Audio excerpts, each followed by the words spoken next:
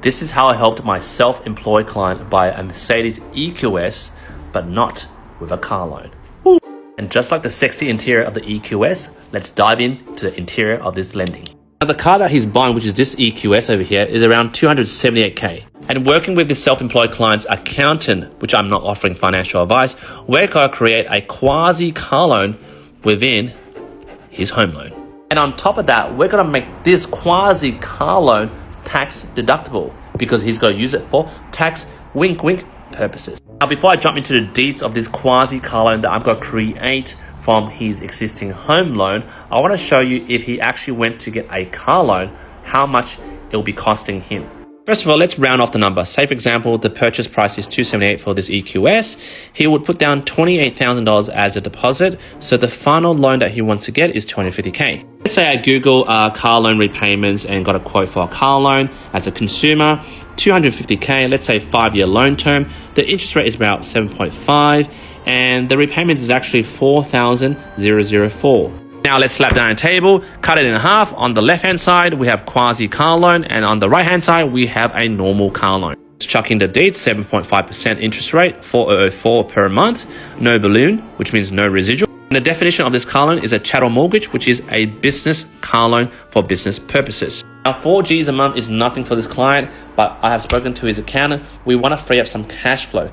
Is there another way, Q? So let's dive into the making of the quasi car loan. Basically, he has a market value prime place of residence 1.7 mil. He currently owns 700k owing on the home loan. Now, simultaneously, I'm also helping him refinance his existing home loan to get a better rate because he's on a really high rate at the moment. So with a refinance, we can borrow up to 80% of the market value, which is 1.36 mil. And 1.36 mil minus the 700k owing, we can obtain a 660k equity. Now I found him a bank which basically over $1 million, he can get 5.69 interest only. And the repayment of the 5.69 on a 250k quasi car loan to buy the EQS is around $1,185.42 per month. I know this is a bit of background switch because I was in my office and now I'm in my car because I'm picking my kids up. And I know what you're exactly thinking. You're saying, hey Q, this client is worse off by paying a 30-year loan on that repayment versus a car loan on 5-year repayment. But let me show you. To highlight your thinking, if he pays that $1,185 per month interest only on that home loan to pay the car, basically in 12 months times 30 years, he'll be paying $426K. But if he did the car loan, and by the way, I fucked up the figures, it's actually that payment plus there was a 20% residual, he'll be paying $290K and get the car in 5 years. But you don't need to pay the quasi car loan in 30 years. There's a bit of loan engineering that I'll show you. To break down the loan structure again, for the PPOR, there will be 3 loans after I've done the refinance. The original loan, 700K, the 410K loan for the future investment property, and then the quasi car loan, which is all at 30-year home loan. However, I can set up an offset account and a repayment system to make sure this 250K gets paid off, not in 30 years, but in 5 years, and I'll show you how. Going to my calculator, I can put 250K at 569. At 5 years loan term, the repayment is 4797.25. If I came back to this car loan calculator, you'll be saying, hey Q, car loan's actually cheaper. No, because I stuffed up, I included a residual. Say there was no balloon, it's actually 5038. Look at this, what's cheaper? The quasi car loan way or the normal car loan way? What I'll do is I'll set up a DDR direct debit of this payment to make sure this gets paid out in actually 5 years. That will be manually set up by me through a direct debit.